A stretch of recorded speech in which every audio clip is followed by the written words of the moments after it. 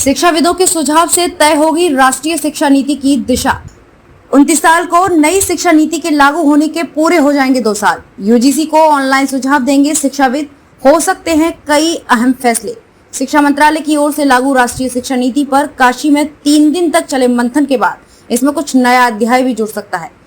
अखिल भारतीय शिक्षा समागम में शामिल हुए देश भर से राज्य केंद्रीय विश्वविद्यालयों के कुलपति, आईआईटी निदेशक सहित 600 से अधिक शिक्षाविदों का सुझाव इसमें मुख्य आधार बनेगा। यूजीसी की ओर से समागम में 9 विषयों पर बहस के साथ ही शिक्षा नीति को लेकर शिक्षाविदों से ऑनलाइन सुझाव भी मांगा गया है। इसके आधार पर यूजीसी और शिक्षा मंत्रालय शिक्षा नीति को लेकर कुछ और अहम फैसला ले सकते हैं।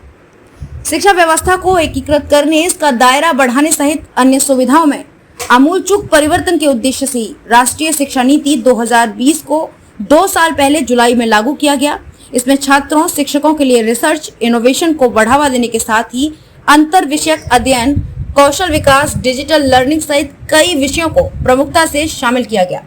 राष्ट्रीय शिक्षा नीति के ड्राफ्टिंग कमेटी के सदस्य प्रोफेसर एम.के. श्रीधर का कहना है कि शिक्षा नीति के लागू होने के बाद उसका व्यापक असर देखने को मिला है। देश भर से आए शिक्षाविदों ने अपनी अपनी बात भी सही ढंग से समागम में रखी है। सभी के सुझावों को इसमें शामिल करते हुए इसे और भी बेहतर बनाने की कोशिश की जाएगी। शिक्षा संस्थानों में भी दिखेगा असर।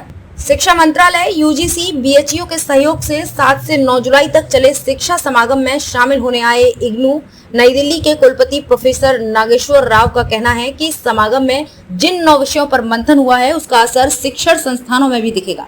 अब कुलपति और शिक्षाविदों की ओर से शिक्षण संस्थानों में भी समागम के बारे में छात्रों, शिक्षकों को बताया जाएगा। जहां तक सुझाव की बात है तो हम सभी के सुझाव यूजीसी ने मांगे हैं, उसको वर्तमान परिदृश्य, समय की मांग को देखते हुए देंगे। अखिल भारतीय शिक्षा समागम का लोगो बीएचयू में ही तैयार किया गया। दृश्य कला संकाय के assistant professor doctor Manish Arora के निर्देशन में शोधार्थी राहुल कुमार साव ने इसको तैयार किया। शिक्षा मंत्री डॉक्टर धर्मेश प्रधान ने इसकी सराहना की। डॉक्टर अरोड़ा ने बताया कि लोगों का लाल व्रत पूर्वान्मुख काशी शहर में आयोजित इस समागम में ऊर्जावान सूर्य और इसमें 3 उभरती धारियां शिक्षा के परम लक्ष्य, ज्ञान के भूत, वर्तमान एवं भविष्य को कलात्मक रूप में प्रदर्शित करती हैं।